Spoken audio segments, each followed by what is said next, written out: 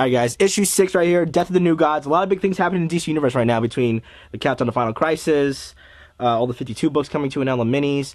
Death of the New Gods is probably top on my list right now, not because I love Jim Starlin. Well, actually, yes, because I love Jim Starlin's artwork.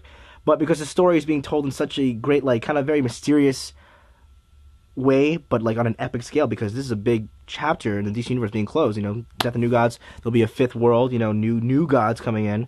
So here we have Orion calling out the murderer of the new gods right now on, like, this, you know, distant little moon. He's calling him out. Meanwhile, Superman and Scott Free, also known as the Miracle Man, on the hunt for who they think is the killer. And Scott Free right now is convinced that it's Orion. He's been leaving, like, a lot of weird scenes of crimes and stuff, and it just, you know, it's one of those, you know, pointing fingers situation. Meanwhile, Scott Free's kind of losing his mind because he's got the anti-life equation, and he's been using that power a lot to try and get clues from, you know, dead gods already about who they thought the killer was and what, you know, what they saw. And, you know, he goes at it with Orion and Superman, and then, you know, they become friends again on one issue. And so now he's calling out Orion. And a lot of big things happen. He's not the killer. The killer is revealed, but of course we don't get to see it. Or do we? It's one of the guys who's been shown in the past couple issues, but it could be one of those, you know, just kind of like give or take mischief characters, just like, but, you know, it's like so easy to tell it was him.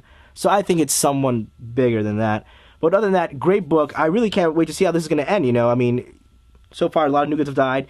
If you've seen the teaser images from DC, it looks like, you know, Orion reaching up to grab Darkseid. So is Darkseid going to survive? Is he behind it? I don't know. But great book, great writing on Jim Starlin's part, and I can't wait to see how this ends. Captain Marvel #3. Not a big fan of the old Cap there. Not Captain America Cap, but Cap Marvel. He's an awkward cosmic character. He's been dead for a while. He's now back. Could he be a Skrull? Possibly. Do they address that in this issue? You bet they do. But let's talk about what actually happens in the issue first. There's this new church sprouting up all over the Marvel universe, and it's the Church of Hala, H-A-L-A, Hala. They walk around in robes with the Captain Marvel star on their chest, and they're gathering canned foods. How sinister of them.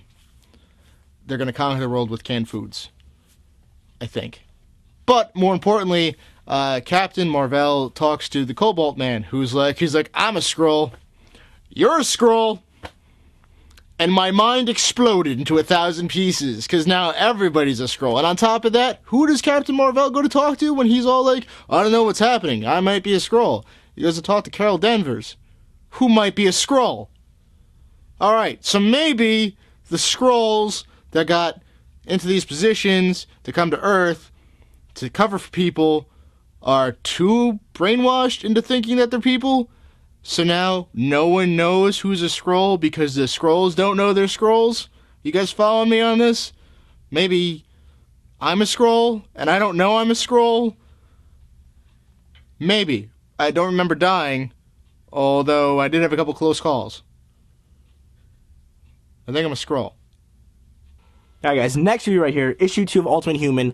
Absolutely love this book. If you love Warren Ellis, or if you love a really good Ultimate book, or a really great Ultimate book, this is it. Cary Nord on pencils is absolutely phenomenal. His Tony Stark, his Hulk, is just the dynamic in the cinematics of how he draws this whole fight, and just even like the small moments, you know, the secluded moments between Tony and Hulk, and Dr. Banner and Tony, just talking about the Hulk as almost like it's a virus, you know. Tony basically breaks down how the Hulk really works, how the powers really surge, and it's an amazing breakdown because I think Warren Ellis, if you read his stuff in the past with Black Summer and all this stuff, he really knows what he's talking about here. He, you know, even though this is like, you know, borderline fantasy and these books are, you know, a great stretch of imagination, if I think Warren Ellis had his way and was God and was a president, this stuff would be real.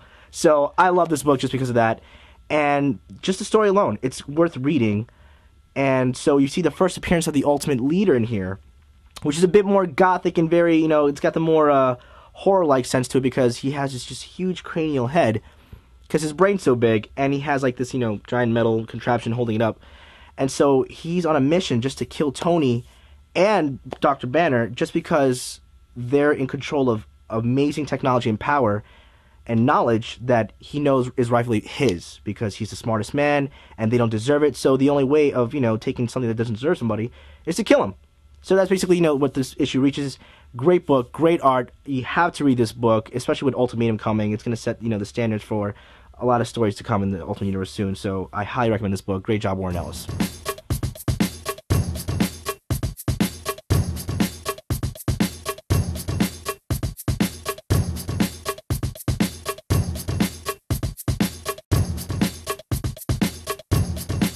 Going, goddamn Batman!